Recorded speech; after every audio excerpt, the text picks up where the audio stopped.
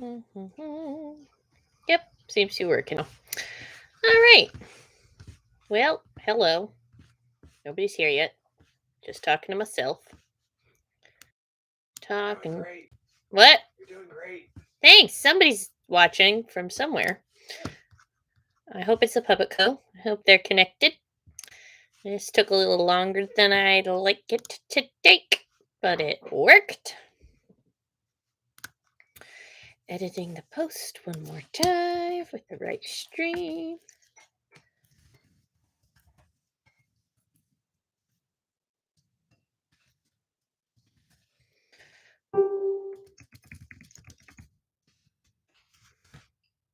Okay. The Facebook is doing the Facebook thing. Ooh. There we go. It's a little bright.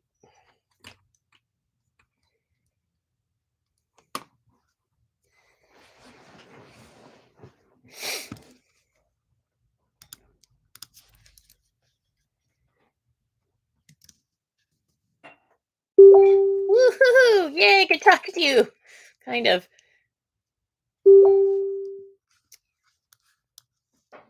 Hi, Dre! Oh, man. Technology is just so much fun to figure out. It is my most least favorite thing to do. Okay, I'm trying to see how to find the chat box, but I don't see it. So I guess if people have questions, figure out how to ask them. Ah, right. Da, da, da, da. So I'll give it a few minutes and then I'll do a little introduction thing. Otherwise, I'm just sitting here talking to myself. It's great. Just talking to myself.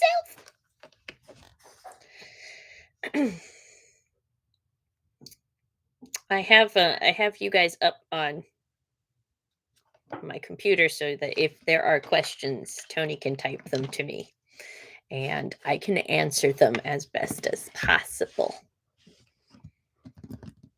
And then I'll figure out how YouTube chat actually works at some point. All right.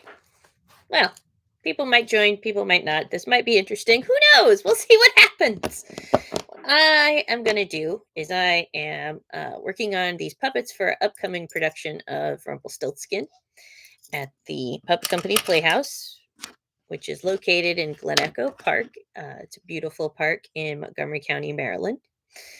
And I would encourage you to go out and see it if you haven't already. It's got a 100-year-old carousel. There's all kinds of art, different paintings. Hi, everybody. I'm so glad you're here. I hope people are rolling into the Puppet Company's first ever grown-up game night. I am not there tonight because I am in the throes of really getting this show up and running. You can see this is my workshop room. And in the background, this painted bit is the actual one of the backdrops for Rumple.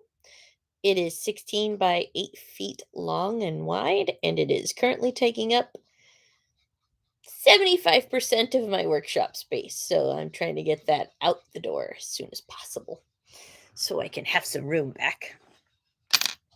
On the other side, you may occasionally hear the clickety clockety sounds of my husband making dinner,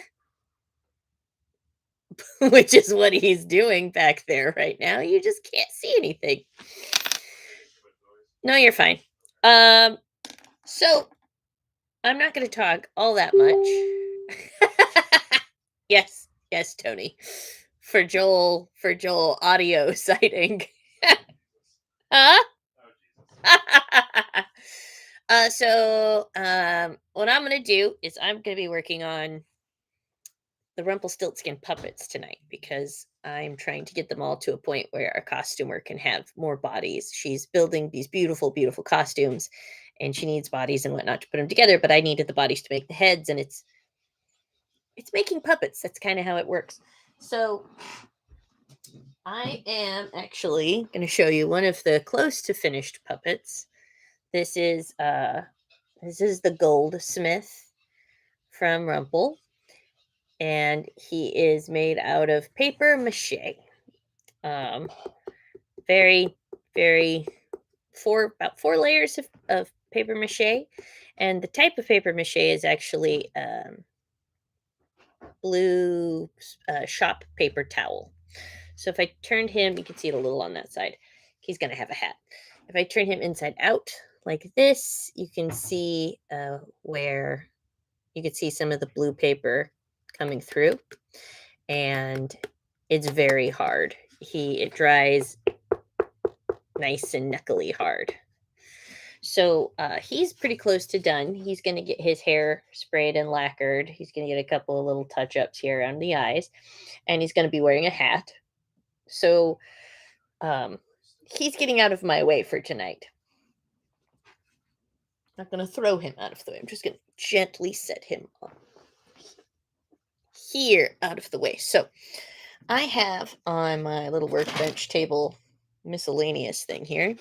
I have a skeleton in progress, same concept. I have the king, who's actually still on the stand. So there's clay underneath here. There's 2 layers of paper mache on this now, and I have to cut him off and then get him to the same point as this little skull right here. I have this one, which is the goldsmith's daughter, about the same point as the little skeleton.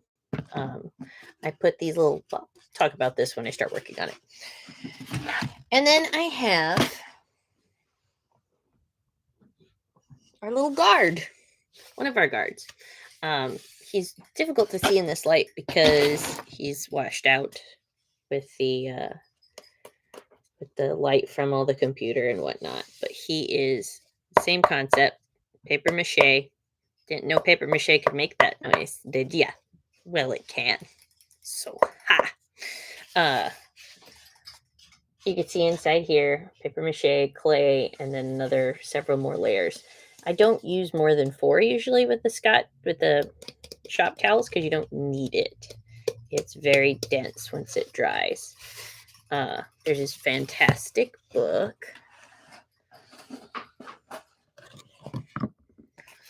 called Masks and How to Make Them. And something funny about the puppeteering trade is that a lot of other similar trades, such as mask making and cosplay, all tie together into this crazy, crazy web.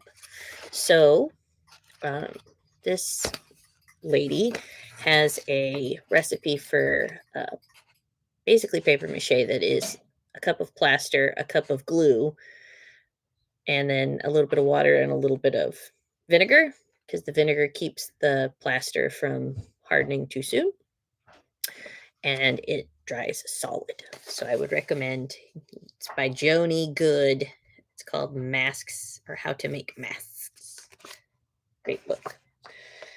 I am obviously figuring out how to do this, so bear with me if I'm a little gabby.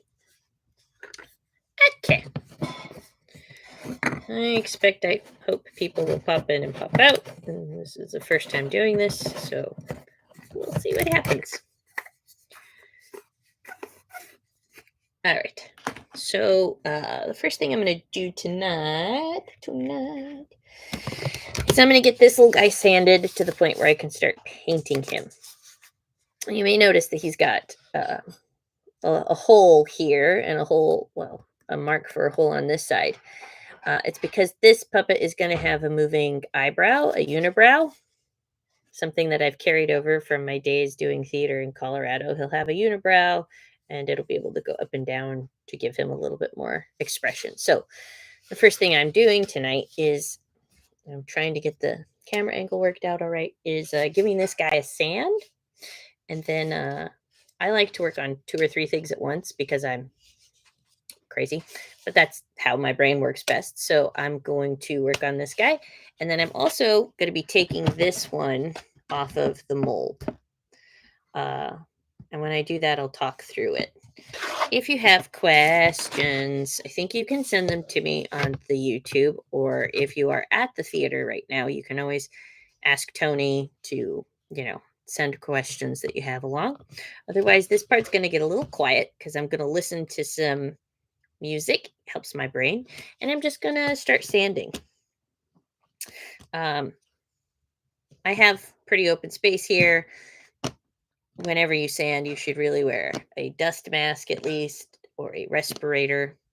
I'm not doing that much because I'm almost done with this one. So I'm not going to do that this time, but do what I say, not what I do. And I'm going to be using some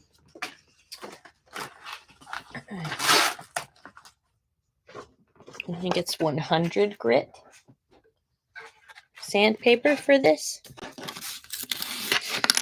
And I just take a little piece, not too, you don't need a big piece for this, just a little bit. And I don't know if you can see this because it's pretty bright, but I've got just little spots that I want to touch up around his eye. These blanks are fantastic.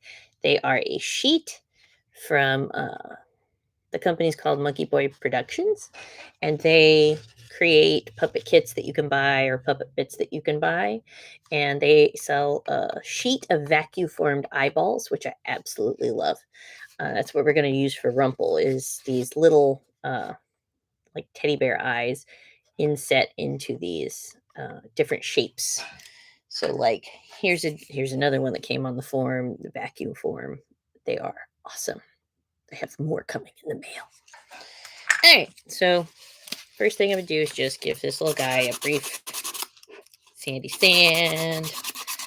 And you can literally spend just days putting modeling paste or gesso and sanding until what you get is porcelain smooth.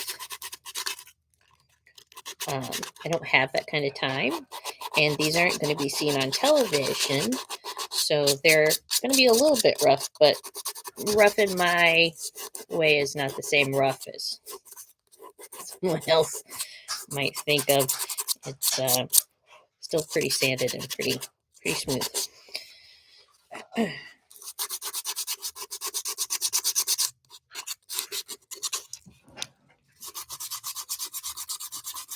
Figure out this camera depth thing at some point.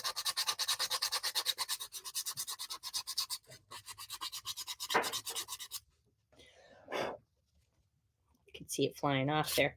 Yeah, I don't have a lot that I want to take off of this. I left this open so that I could give the mechanism, put the mechanism for his eyes in here. So part of that is going to be going in with a piece of wire, bending it in there, and then creating a pivot point, retention point with a spring or a piece of elastic. I might try a spring because they last longer and you don't have to replace it after a certain amount of time. The only problem with elastic is it wears out over time. And if you don't create a backdoor way of getting into the heads, it could be a problem in the future, depending on how long you want the puppet to last. So I'll find my paint somewhere over there. I'll be right back.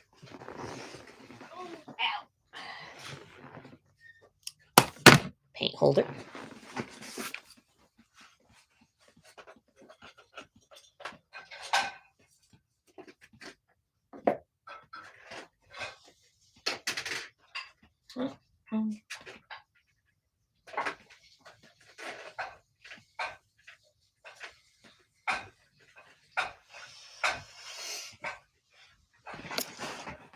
Okay, so I'm going to give this base paint of skin tone. Skin tone is, what is skin tone? What does that mean? It's any color that we can think of that is the color of skin. Crayola just released a nice skin tone pack too. It's very cute. So I start with some white. I'm going to use some yellow ochre. And then I'm going to add a little bit of red. Actually, I think it's very fancy red. And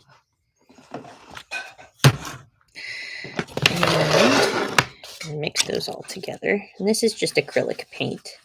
The reason I say I'm doing a base color is because I end up doing pan pastels over the top of this.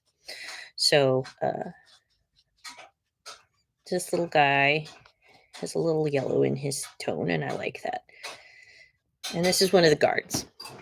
So you see the paint color that I got going there, and then I'm just going to give him a nice base coat. Because again, I'm going to paint over the top of this with pan pastels, which is something my cousin turned me on to that I absolutely love the finish of. And I might be talking too much. I don't know. This is all new to me.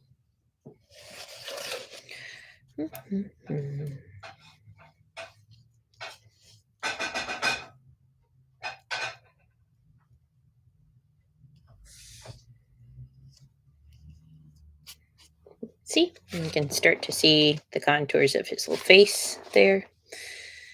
And I'm not going to go too far on the head because he has a hat and he has hair. So I don't need to get too crazy up there. I just want a nice even layer of acrylic for the start of this. A lot of some puppeteers, I don't know how many these days, used to use oil paint. And that's really interesting because it takes time to dry and it's a little bit more malleable, whereas this acrylic paint in just a couple of minutes. It doesn't take too long for that. So if I was going to blend something on here, which I'm not, I would try to do that as soon as possible.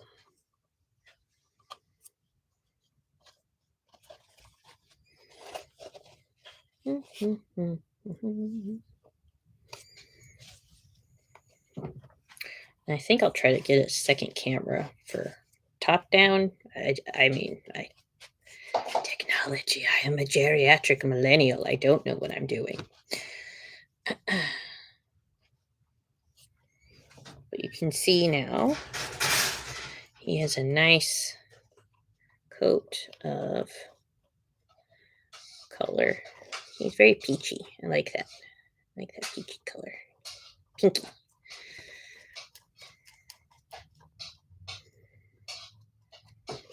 So there's his base, and then I'm going to put him off to the side so he can dry.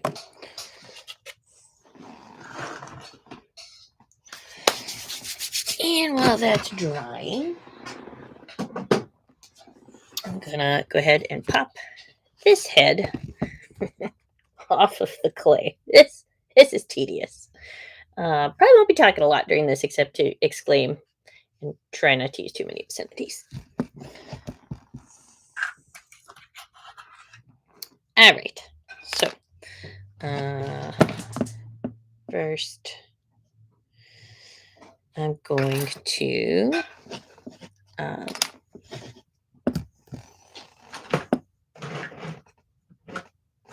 take a pencil like this. And I'm going to mark my line where I'm going to split the head in half. This method works really well if you want to make one head because it will ruin the clay armature mold underneath. You won't get multiple heads out of this usually. I'm going to put on some tunes and I'm still going to talk to you. And if you have any questions here at the Playhouse, you can let Tony know and she's going to let me know.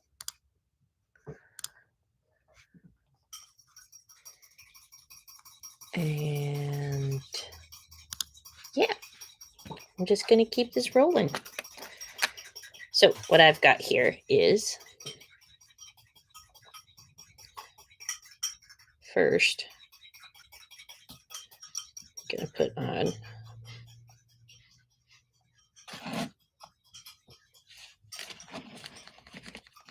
a little bit of music.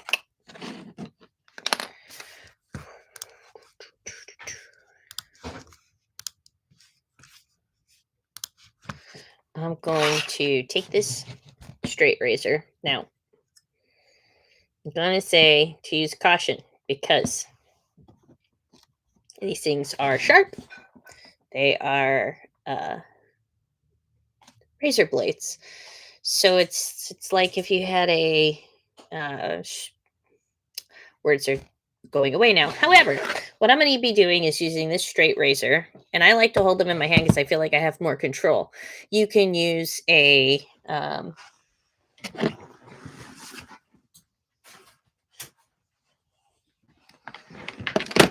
you could use one of these if you want to. That's fine. Gives you a handle, gives you something to grip onto. You can make yourself a handle for a razor blade like this. I just prefer this method. This is my own thing. So if you're not comfortable doing that, use one of these or use an X-Acto knife kind of situation. So what I'm going to do is I've already done 2 or 3 layers on top of this mold already. I'm going to go ahead and cut into it and separate the front from the back.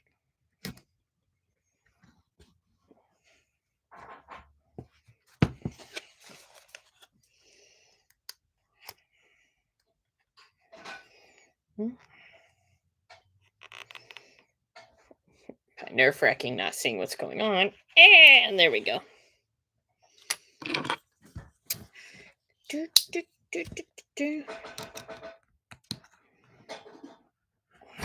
Okay, so I've cut halfway around.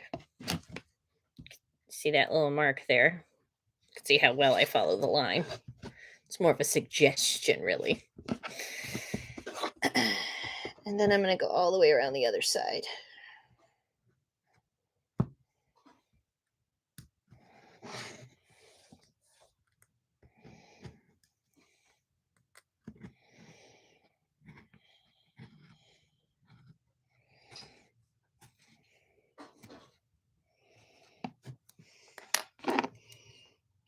And I'm actually going to use this for the ending of it because it's kind of at an angle. All right. That's the hard part. Got it cut. It's a matter of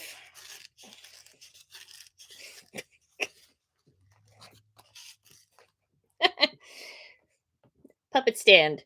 Super easy.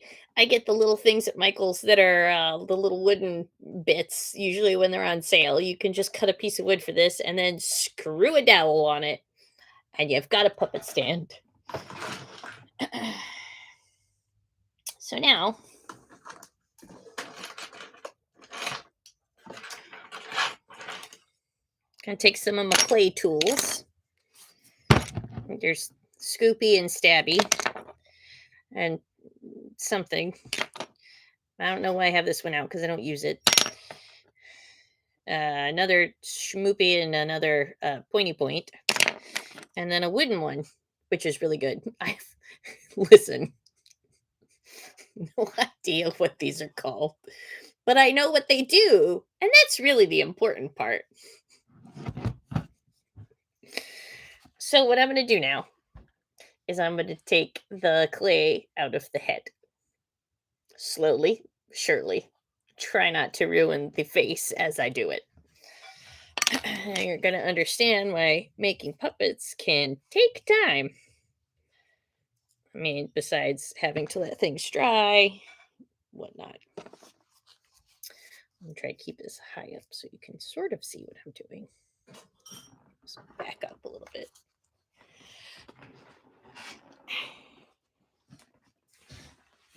Okay.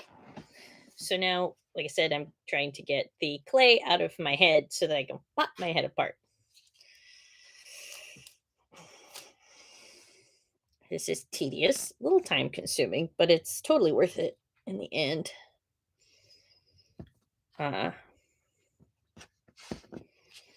Ow.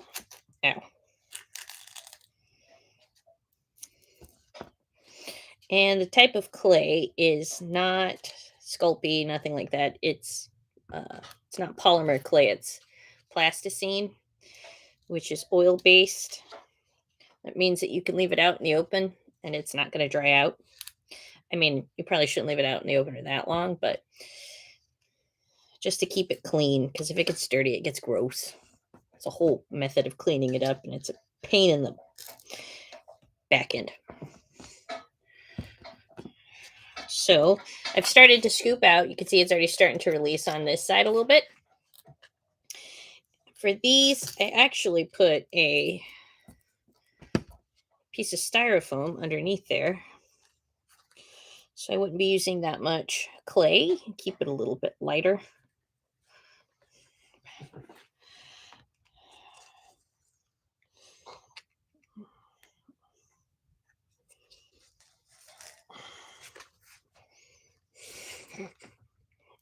Not the most tantalizing thing, but this is how it happens. This is how these things get done. You have to step by step, it goes from being a mass of clay to being a face to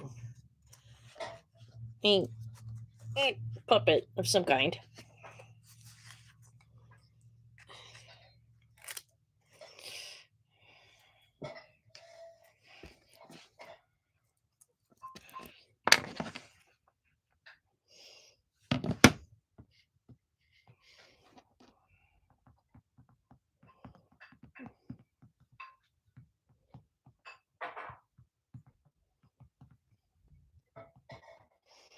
Mm-hmm.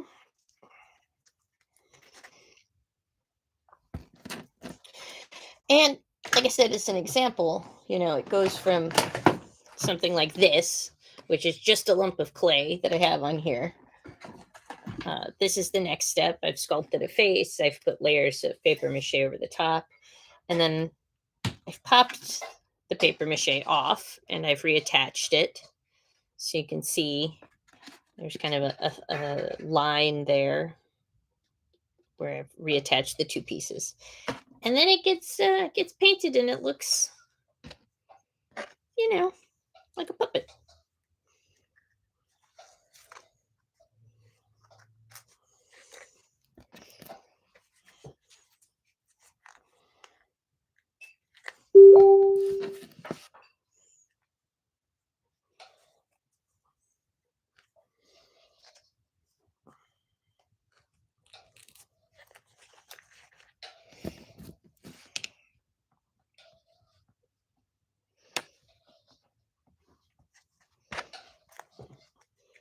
And like I said, this happens to be one of the more tedious things that I do is just releasing the head from the mold, because you have to take your time. If you pop this too soon, it's gonna break the clays. The mache is gonna pull apart. You don't want to force it out.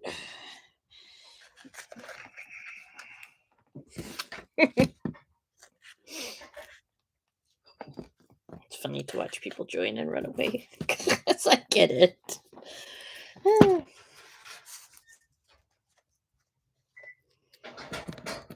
Yeah. See, I pulled it too fast right there and I broke it with my clay tool. So I have to be a little bit more slow. And I can feel when it starts to give a little bit.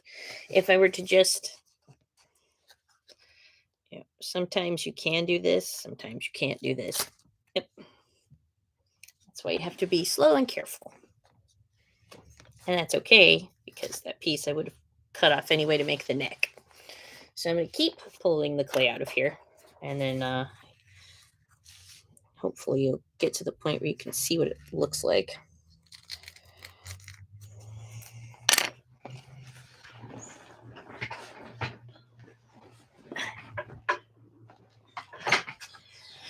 One thing I do sometimes, which I'm going to do now because it might save me a little bit of time, is I take a coping saw. This is a coping saw. Helps you cope with stuff. It's got a saw blade on one end and a handle on the other. And it's great for crafts and little projects. And what I'm using it for now is to cut into my puppet head. Sounds so bad. And get the styrofoam ball out, because that's what's actually holding me up right now. So I'm splitting the whole styrofoam ball in half.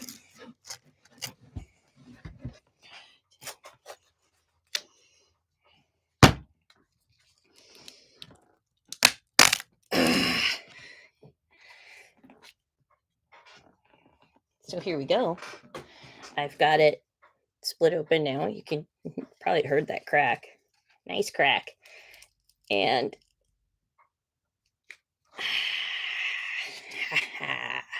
so I have the front and I have the back.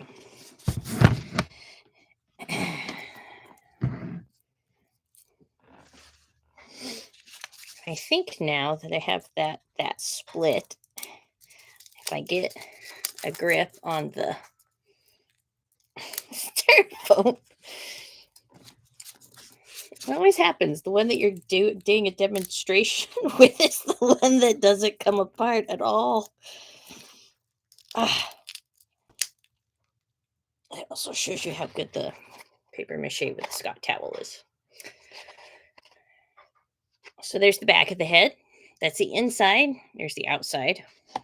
There's what was on the inside. It's a piece of clay with styrofoam in the center.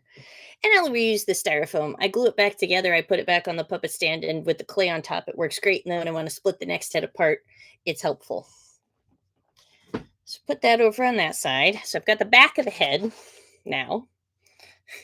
And I'm going to pry out the rest of this so that I can have the front of the head too. And in the meantime, should have done this first before I even started anything. I'm going to plug in my glue gun. I really, really, really like these Gorilla glue guns. I know a lot of people also like the Sure Bonder ones. I find that they, the settings for the low and high work really well. I can use them on foam. I can use them on almost any material, and they've bond really well. And I don't have as many problems with them. So the Gorilla brand glue and the glue sticks have been pretty great. So here we are. Get the back of the head out of the way. I'm going to work on pulling the clay and the styrofoam piece out of the front of the face. Just gotta hope for the best.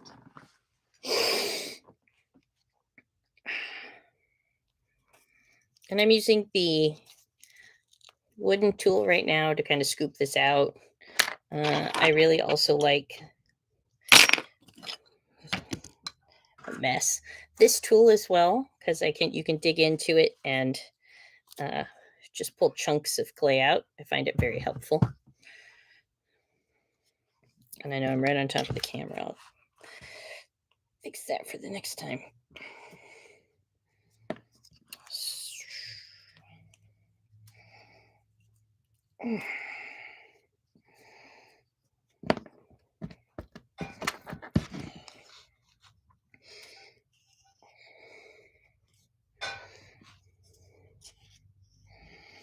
Mm-hmm.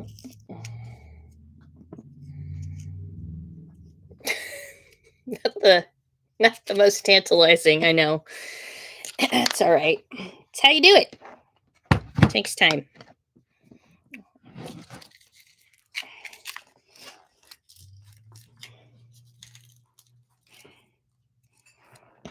Mm-hmm.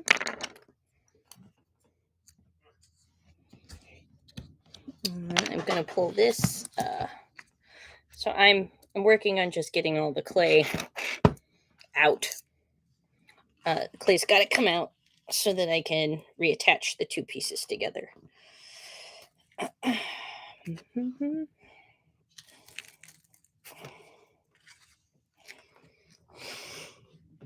So good. So hard. You're doing great. I'll be there in a while. I was going to ask if you want me to just put this down and buy it. Yeah, I'm good. Okay. I'll come get it. Okay.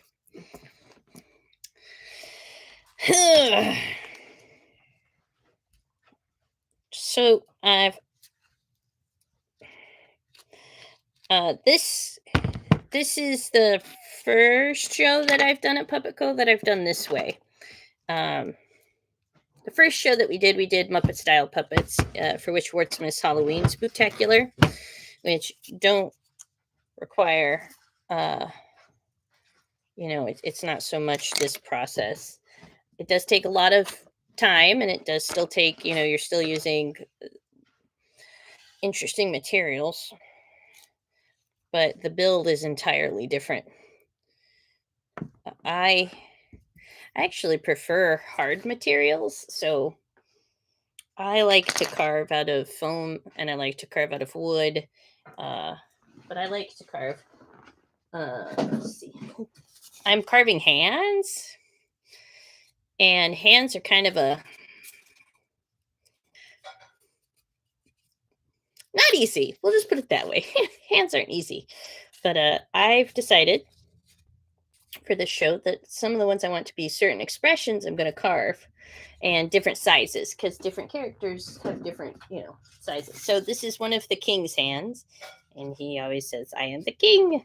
And, goes with his face pretty well. Very angular. Everything is sharper on him than it is on some of the other characters. The two guards are holding pikes, so one of each of their hands have to be kind of balled up. And hands are the things that cause me the most heartache and pain. They should be more fun. One of the people that I work with, Dre, who's pretty awesome, loves building hands. And I don't get it.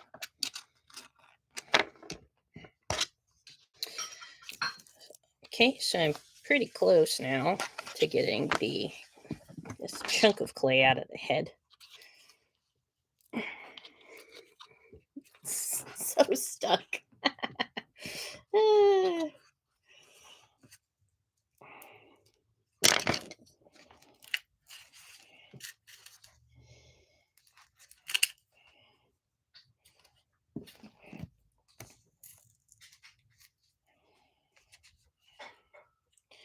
So small. This is how much I've pulled out so far. So we're making progress.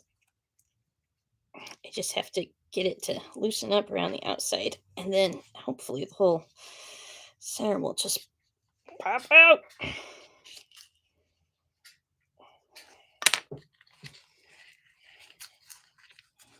Thank you, everybody who stopped by so far. I want to try to do more stuff like this in the future. I'm still figuring out technology, and I'm not good at it. So this is a great experiment.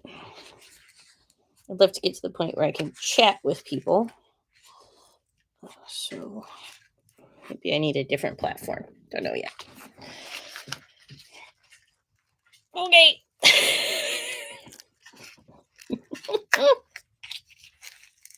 Come on.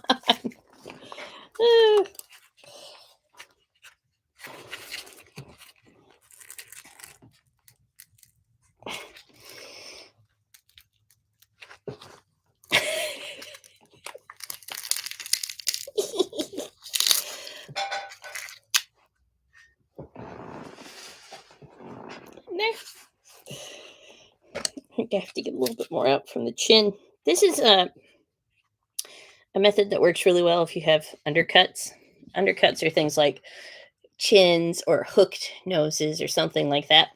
If you make a plaster mold of your undercuts, you have to be really aware of that because when you put it in the plasters, the mold won't come out, or you won't be able to cast it unless you make it a 3-part or a 4-part mold. But this allows you to do undercuts. You can only make one version of it at a time. There are characters in this show that have duplicates, doppelgangers, and those puppets I'll be casting in silicone. So I'll make the head and the face out of clay, and then I'll cast it in silicone so that it's pliable. Then I'll use the mache method on it, which will be fun. It'll be an experiment. I don't think haven't done that before. I've done resin, all of the puppets for Herschel and the Hanukkah goblins that were humans were cast in silicone, and then a resin was poured in, and then I hand shook them for 15 minutes a pop. was Got really, really big arm muscles from that show. Okay. Almost. So close.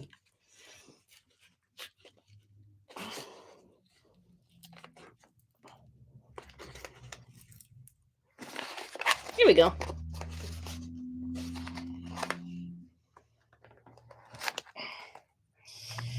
Yeah. There's the inside of the front of the head. There's the clay that I just ripped out. Put that out of over there.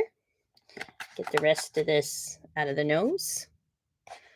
So that's the inside and the outside. And all the clay is out now. So you don't have to watch me strain and stress and pull on clay anymore. All right. So what I'm going to do now, my glue gun is warm up. I'm going to put a bead of glue all the way around this. And then I'm going to glue the two halves together and line them up as best as possible. And there'll be a little bit of distortion because of getting the clay out, pulling and pushing and whatnot. So you kind of try to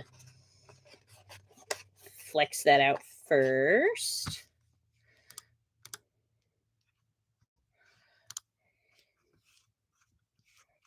Oh. Yep.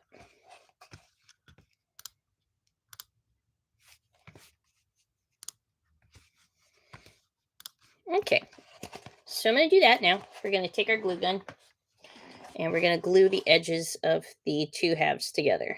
Just a little bead of glue all the way around.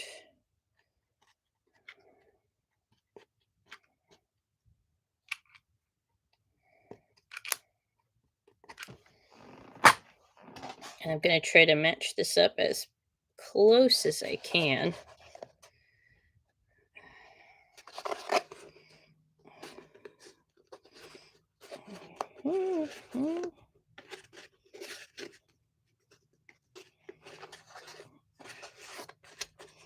Like I said, it might have gotten a little warped from pushing and pulling and pushing and pulling, but in the end, it's really close.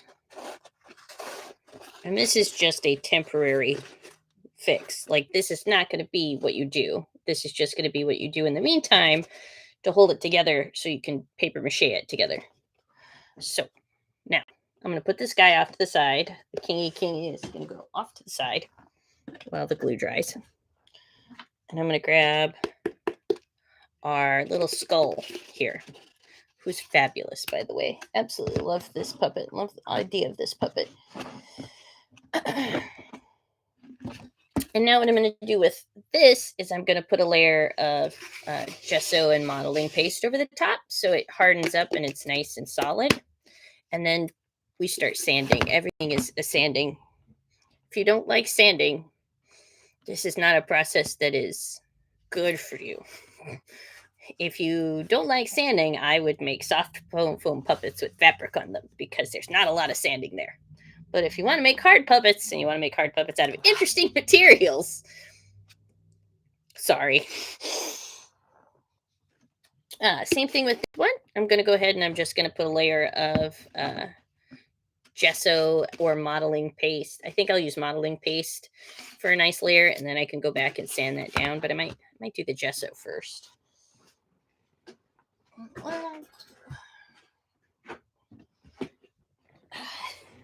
Gesso. Nice big old container of gesso. So much crap in here right now, you wouldn't believe it. Right, and I'm gonna grab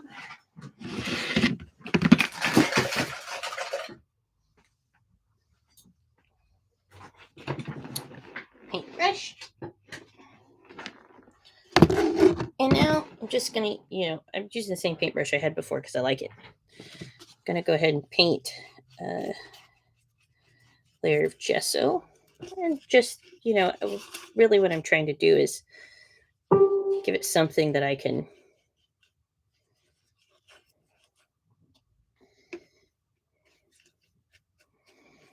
sand, something that I've got, it's solid already. I've got 4 layers on there. And the last one wasn't very smooth. That's why it's got all these bumps on it, which I'm not happy about, but I did it. It's my fault. I can't blame the puppet.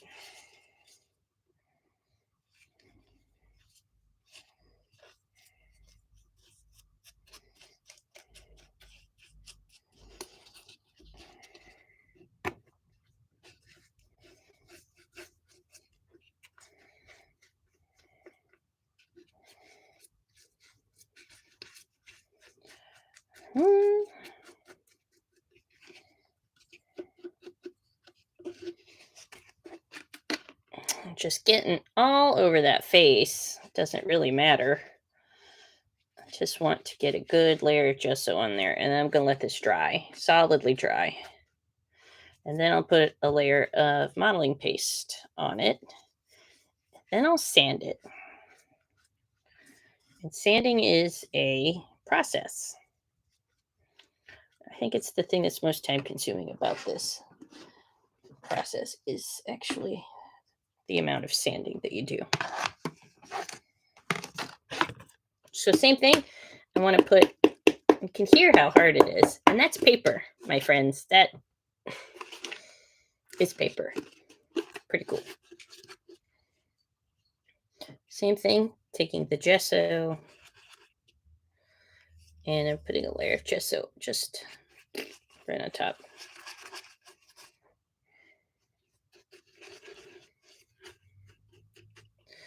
Kiss this guy.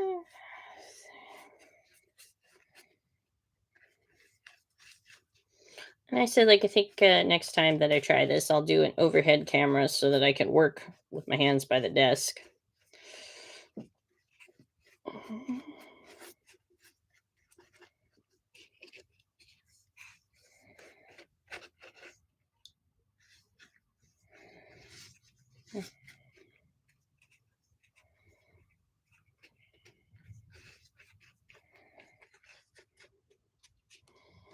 And just painting a nice little layer on there.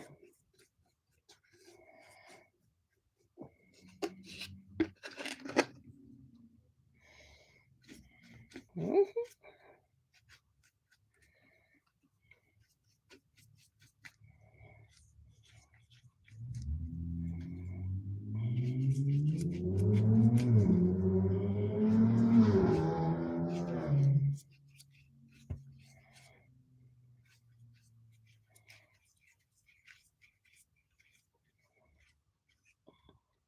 Yep, there we go. So that one is now covered in gesso. They both are. So they have to dry and really dry. You can't rush this part of the process because it'll screw everything up. So those are going to sit over on the side here and dry. I'm going to put my paintbrush away, put my gesso away.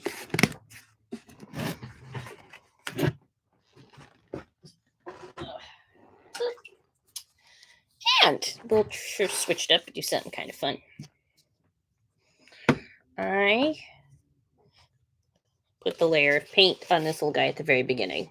So he is now dry. So, and you can see I got a little bit of paint on the eye, but that can be easily taken care of using some Glue Gun or acetone. But I prefer to use whatever I have. What I want to do with this now,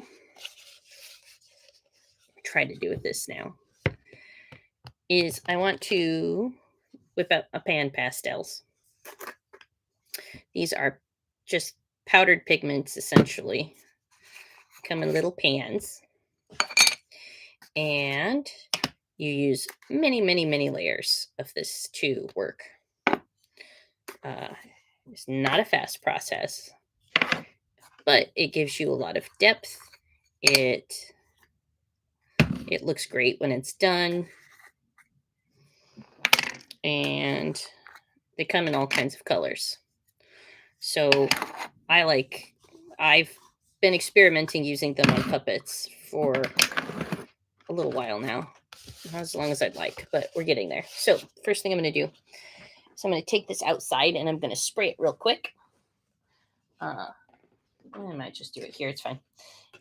With this, it's called Mr. Super Clear. You put a base layer on, and it helps the pastels stick to whatever it is that you are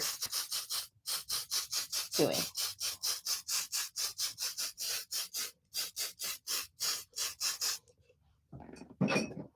And I do have a fan going.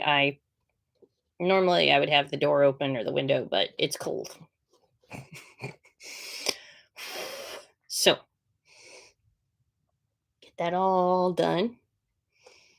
And as soon as that dries, takes a second, we're going to start shadowing. So puppets, you can be a little bit more dramatic with puppets. You can add a little bit more. You can have the darker contrast because when stage light hits them, just like when this light hits it, it'll wash it out otherwise. And unlike people who can continue to express and you can see, whatever's going on with us, these are static for the most part. You can put a mechanism in them. You can make their mouths move. You can make their eyes move. You can make whatever move. But the point of it is to be a little bit more stylized. So, just like this little guy right here, I've got a bunch of color on him in ways to make his face look more curved. I've got deeper eyes, sockets, and whatnot. So we're going to try to do the same thing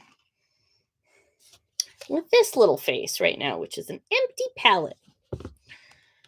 And what I'm going to do is grab a couple of paintbrushes, specifically that I like to use for this purpose. And this couple of sponges. Where did I put my sponges? They were here a moment ago. Yes, there they are. So I got a sponge, and I think what I'm going to start doing is start with some contour around his face. So I've got this brown, and I'm just going to start by taking a little bit of it, just like that, and going around his eye. He doesn't have a lid per se, and that's on purpose. It's very stylized. And there are so many different ways of making puppets and doing this, and you can focus on the realism. You can definitely play with the abstract. I'm kind of trying to figure out where I fit in that. So I got one side shadowed. It's the thing with pan pastels is it's about layers. Layers, layers, layers.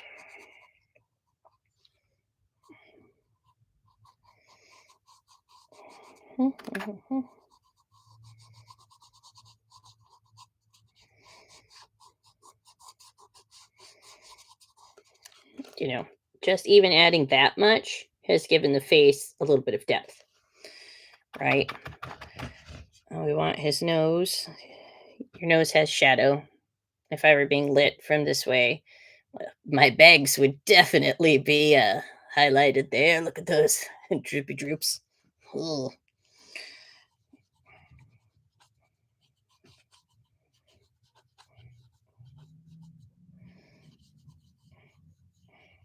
So I want a little bit on his underside here. And then he's interesting because his face is smooth, but I want, we all have this cheeky cheek, some dimples. So I kind of want to make sure he has something along those lines. And the fact that it's painted on is a-okay by me. You'll notice he doesn't have a mouth. It's because he's got a mustache, and the mustache covers his mouth. So there's no point in me making a full. I didn't want to give him a lot going on there because didn't have to. His face is also asymmetrical on purpose. I have a problem with trying to create everything symmetrical, so I really am pushing myself to, give him a little offshoot off to the side. Let's see what happens. What if it's not quite, per- you split him down the center, and his beard is gonna go that side, which is fun. It's fun.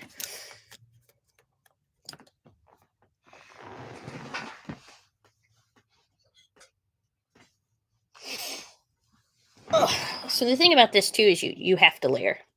You can't put more pan pastel really on top of more pan pastel. It just has to be a process of layer spray, layer spray, layer spray. So I'm gonna do a little bit more. I got my brush. I do like using a brush sometimes. Sorry, Chelsea. Just like that. And then I know he's gonna have a hairline. So I want to add a little shadow. You know, watching videos of people doing makeup is actually really helpful for this, because you start to see where contours and shadows can come and go. Uh, you give cheekbones pretty easily with some of this. I'm going to give him a little shadow on his forehead, just like that. So I know that his hair is going to go there. I know he's going to have a hat there, but it gives a little bit of a shadow up at the top there, which is nice. It's a little contoury. And I'm actually going to take this down this way. I want him to be a little gaunt. So I have chubby chipmunk cheeks. That's what my husband calls them, my chippies. But if I wanted something like that to kind of do with him.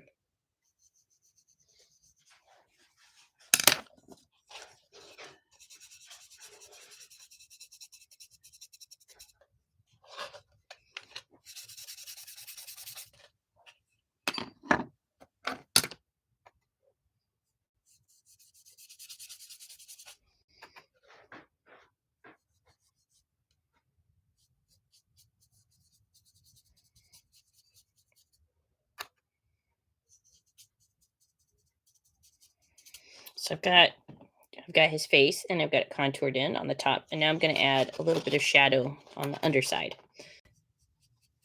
And I'm going to change the music because I don't want to listen to Guns N' Roses, which randomly came on.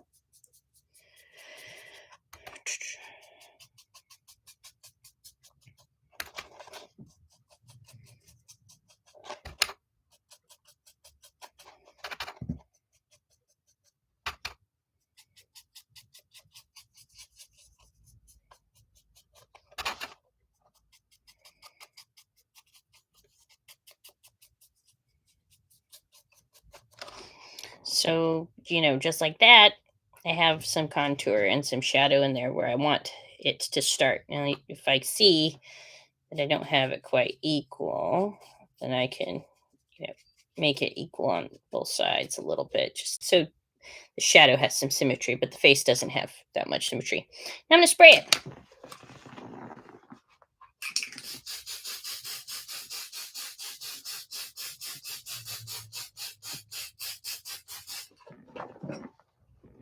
Let it dry. This is the process. Like I said, it's not fast, but the end result is really good. I don't know who's sticking with me, but whoever's sticking with me, thank you. This is, like I said, this is a whole new thing for me, so we are trying it out. Oh, good. Yay, you're still there.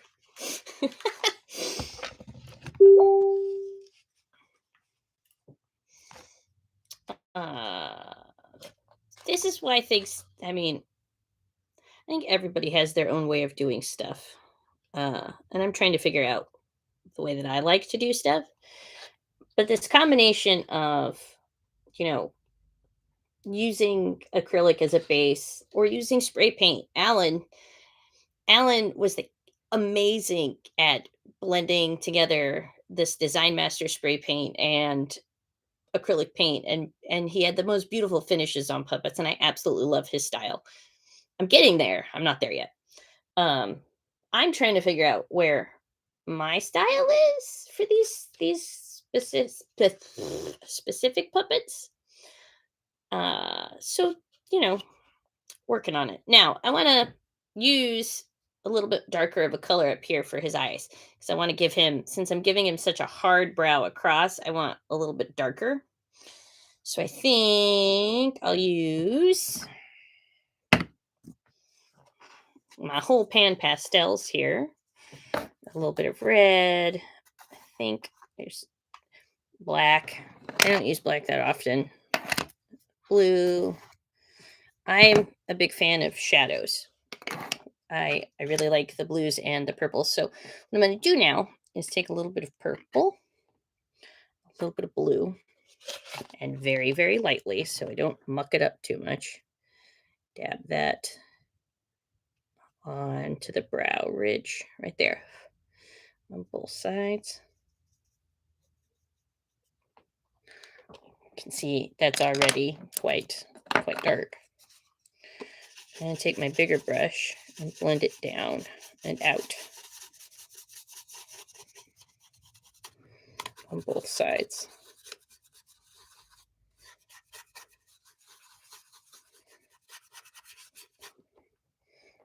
So I've got a little bit more color going here.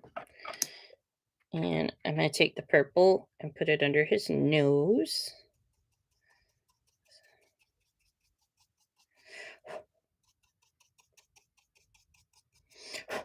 Just a little bit under the nose there. You can see it blending up kind of color.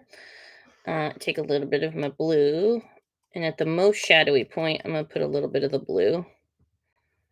And I'm going to curl it up around the side of the nose. Like I said, this guy's getting a full mustache and a full beard, so I'm not too worried about that from here down. I just want to make sure that when it gets hit with stage light, bright stage light, that there's enough of a contrast so that his face doesn't become one-dimensional. They're trying to get some of that purple on that side there.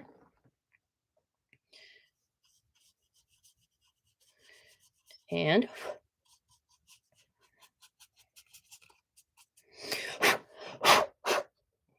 see, we're starting to get some more. I still haven't changed Guns N' Roses out, which I really need to do. I'm not feeling it.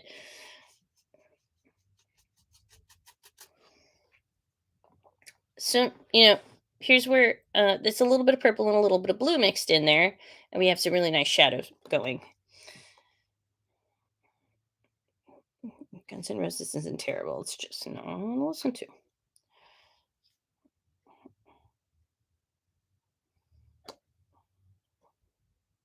Yeah, right.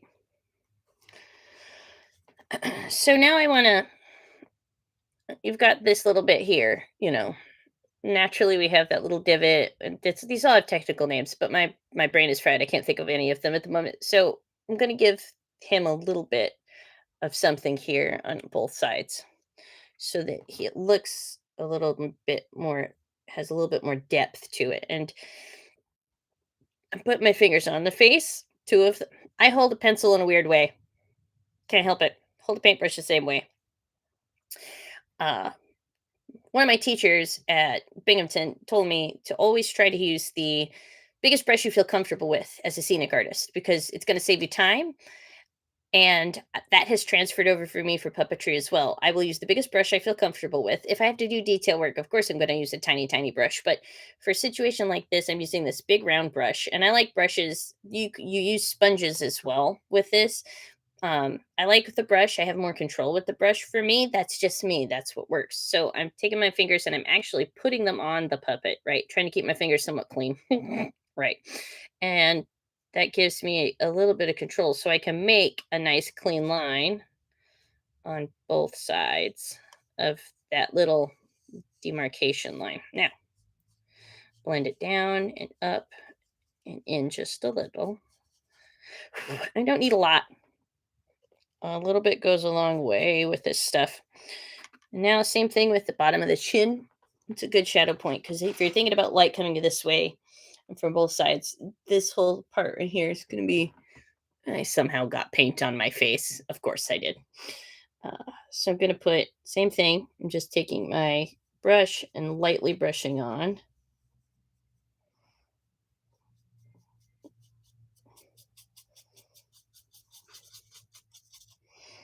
some color. And I'm using purples and blues. Uh, I like blues for shadow. There's, artists don't use black a whole lot. If you can use your, blues and your indigos and whatnot, true black is usually saved for very, very specific things that you want to use it for.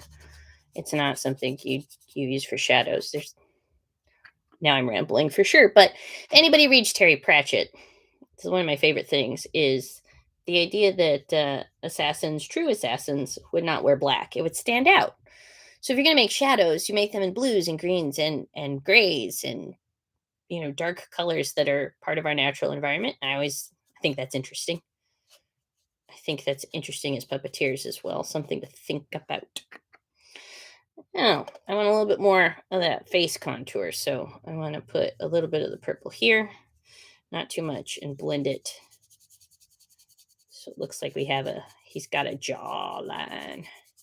And again, this guy has facial hair, so I'm not worried if I go too heavy or too thick, but he's starting to look like puppet Angelina Jolie.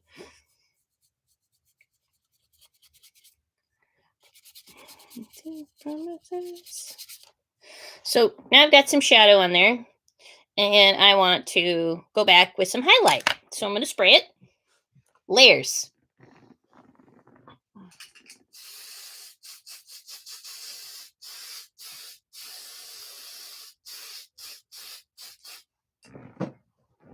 Let it dry. Do this outside. That's ideal.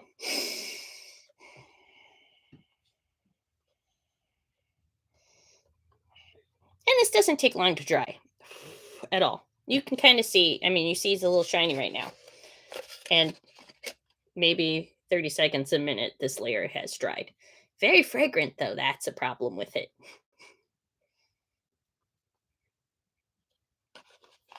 Okay. And there we go. He's looking good. Now, I want some highlights.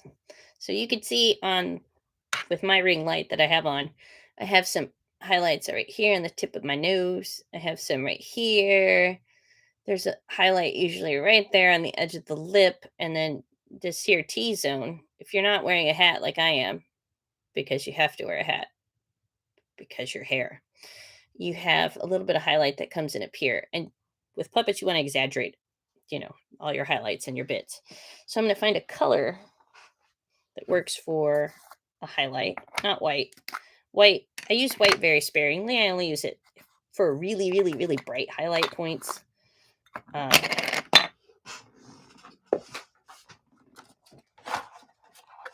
these pan pastels, you can find them online, and it just takes time. You just have to practice with them and play with them and see what they do and see what they don't do.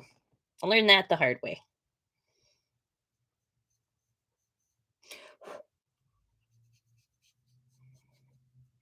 So that's just adding a little bit in on his nose, highlighting that nose.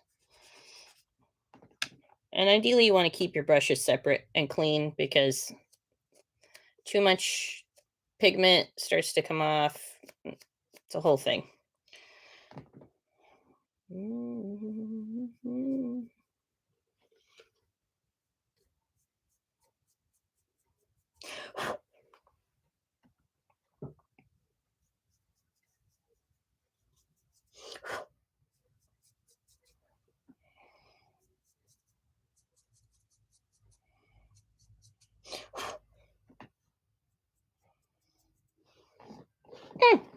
So I put a little highlight on there. I'm coming in and I'm just gonna brush it out a little bit. I don't want it too bright on his face. And then I kind of want to zhuzh him up with some color around his eyes. I don't even know what that is yet. So I'm gonna play a little bit. I'm gonna add a little bit of yellow. I think he's a panicky kind of guy. Because he's a guard. And I think when the reveal happens of his face, it could be a little bit funny.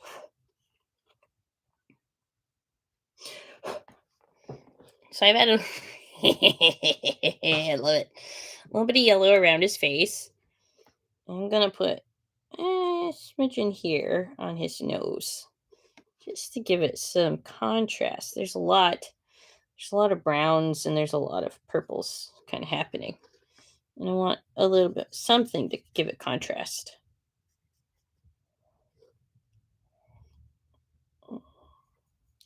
Now he's gonna have a mustache, but so you can see just adding just a teeny bit of yellow. I'm gonna add a little bit of pink around his eyes. I think just a little, not too much. See how I can do this.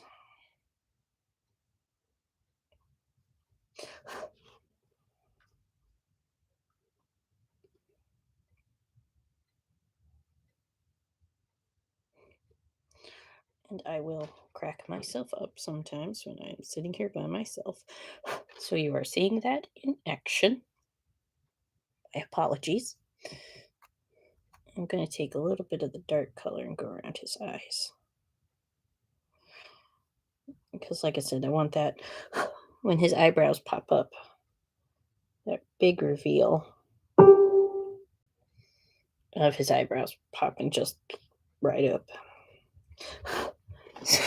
Gave him a little bit of red, a little bit of yellow around his eyes. A little contrast. It's fun. His eyebrows will be big and thick and mostly around here. And then when they go up, they'll, they'll really bounce around. But he looks startled and I love it. Now I'm going to spray it. Something I forget. Layers.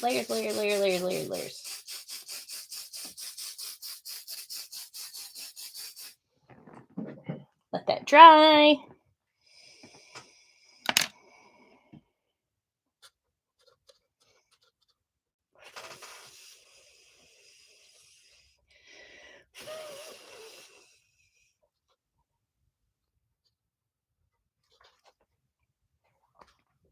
I need a hand fan.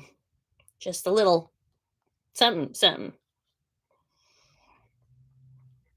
going on. So here we go. You see his little face. You see how far it's come in just a short amount of time. We've done layer and layer and layer, but also like we've got some nice contour happening on this side and on this side. And I might even them out a little bit because that one looks like it's a little off. Yeah, look about right. So I'm going to take my color. I want the contour to come in a little bit. Just a little bit, not much. It's getting better and better. It's getting more character. So we started off as a blank slate, and now we're here. We're layer 4 of these pan pastels, and this is where we are. I think I'm going to go in and add a little bit of a darkness here. See if it works. Again, I'm using a little bit of blue, a little bit of brown, a little bit of purple. I don't want to go crazy with it. I just want a little bit. I don't like making an eyelid out of nothing. That's what I really am thinking about. Oh. A little bit more brown. A little brown on this side. This is great. This is fun. It's what it should be, I guess. And take that way.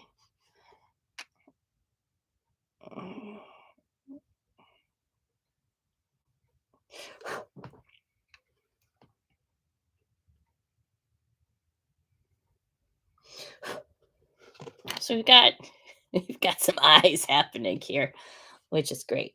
I'm very excited for this. And I'm going to take some of the color that I used for highlight. And now that I've made kind of a lid, I got to highlight that lid a little bit, so it stands out a little.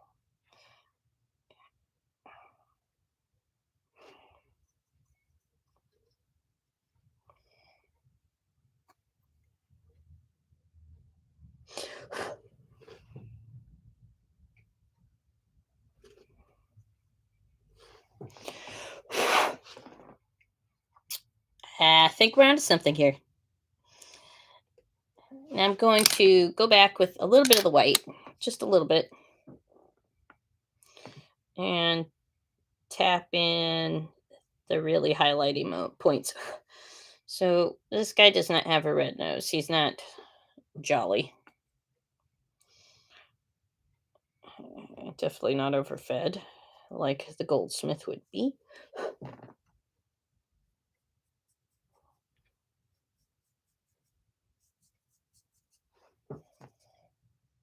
And I'm gonna put that right there. So I've added a little bit more color. Now it looks really, really contrasty. You can see it right here and right here. But when you spray it with the Mr. Super Clear, it kind of dulls it down a little bit, which is really nice. It takes it from being really, really popped to a little bit more subdued. I'm gonna put a little bit more contour on that part of his cheeky because I want that cheek to.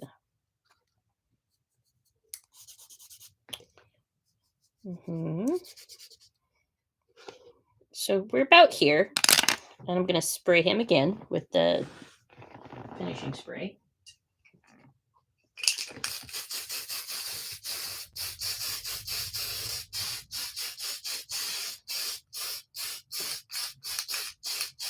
Now, that's a pretty solid little face right there. He's a guard. He's on for 5 seconds. Well, he's on and he's off and he's on and he's off, but he's got a bit with his eyebrow. Uh,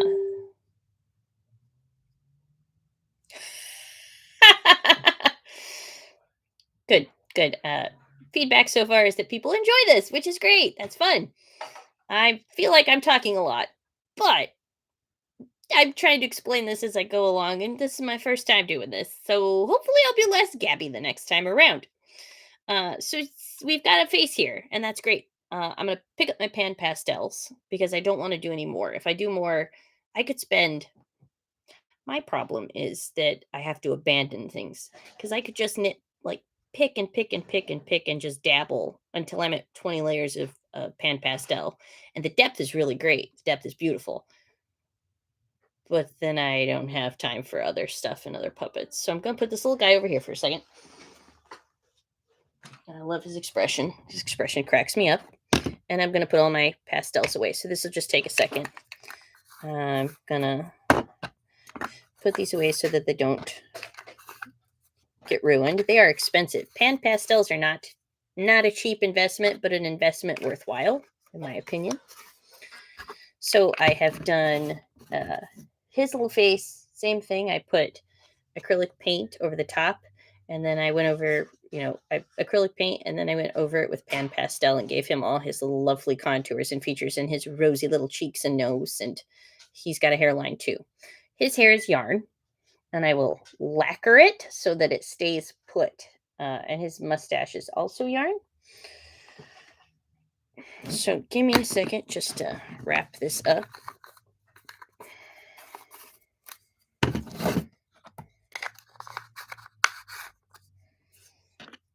Okay.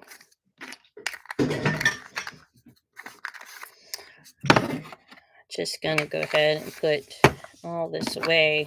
Now, the next thing, the two other heads, these heads are still drying. I put gesso on them, a layer of gesso. They'll need to dry overnight. They won't be something I can do now. Because if you try to do anything with gesso before it's dry, you're going to screw it up. And if you screw that up, you're starting over. You're starting from step one all the way back to back to the beginning. So, putting on my pan pastels again. These are not cheap, but the investment is very much worth it. I've gotten a lot of mileage and very little pigment. You'll notice that all I did was dabble, dab, dab, dab, dab, dab, and I'm covered in pigment now. I really should get those little nice soft white gloves, but I'll get there eventually. These are used a lot with people who repaint models.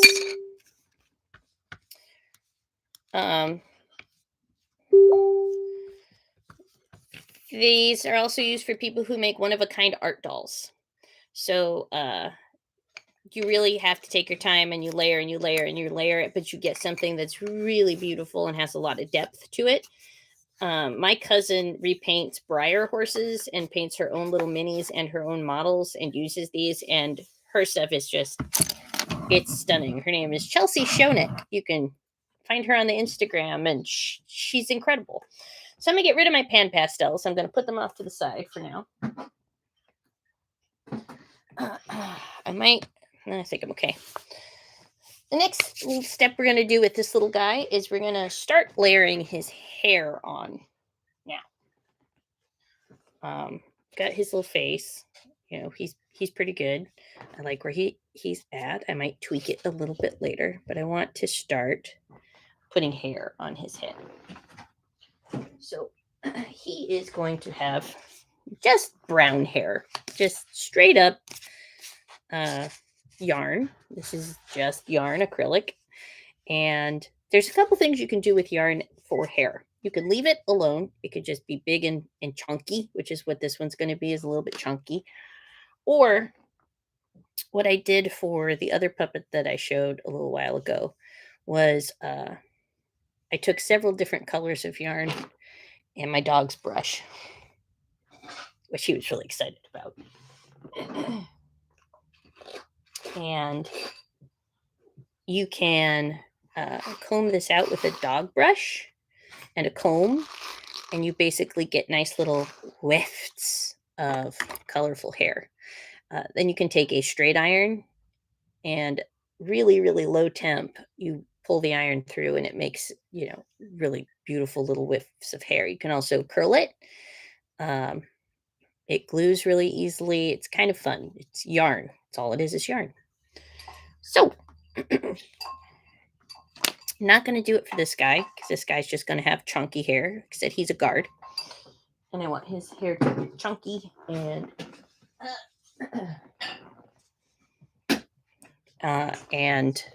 just glued onto his head, more or less. And he's got a helmet that's over the top. So what I want to do for him is I'm going to glue individual pieces onto his head. And I'm going to see if I can figure out how to get this to work a little bit better the next time. Okay. Everything's falling over. I'm going to stand for about 10 more minutes. And tomorrow, I'm basically doing the same thing. I'm picking up where things left off. So these are going to be dry by tomorrow. I'll be painting on my backdrop tomorrow too, in between letting things dry. And I'm looking for, there they are. You cannot see the chaos around me. There's a lot of chaos around me. All right, so I've got my glue gun here. And I'm just going to very, very, very tediously, this puppet gets each little hair glued on. Now, you may be thinking to yourself, you're insane, and you're right. So I'm taking pieces about this big and I'm folding them in half. So I have 2 out of 1. And then I'm just putting a dot of glue and putting my hair on. Yeah, time consuming. I am about out of time, actually, because I was doing this in conjunction with the puppet company at doing our first grown-up game night. So they're about to run a promo for Rapunzel, which is the show that's currently on at the Playhouse. I am building puppets for Rumpelstiltskin. I will try to do this again. People seemed to enjoy it. I like to talk through my process when I'm doing. I'm listening to my beloved Dave Grohl while I do it, so I'm pretty happy. So thank you all so much. Tomorrow, you can check out our Facebook page at the Puppet Co. and our website at www.thepuppetco.org. And we have a TikTok, and we have my getting distracted by the color on my fingers. And we have Instagram at the Puppet Co. Check us out. I'll keep posting pictures of updated puppets and where we're at, but I'll try to do this again where I just put on a live stream. People can join and ask questions if they have them. Other than that, I hope you all have a wonderful night. Thank you so much for coming out to the grown up game night if you're over at the Puppet Co Playhouse. Hope you enjoy Rapunzel. Hope you're having a great time. And we will see you again in April for Rumple. And I'll put this out there again, and hopefully people will join me for whatever it is that I'm working on. So have a wonderful rest of your evening, my friends. And if you have any questions, feel free to email me at info@thepuppetco.org, or you can email me at elizabeth.dapo@thepuppetco.org. All right, I'm signing off for the night. I'm going to go eat some dinner and glue some more puppet hairs on a puppet head. Bye.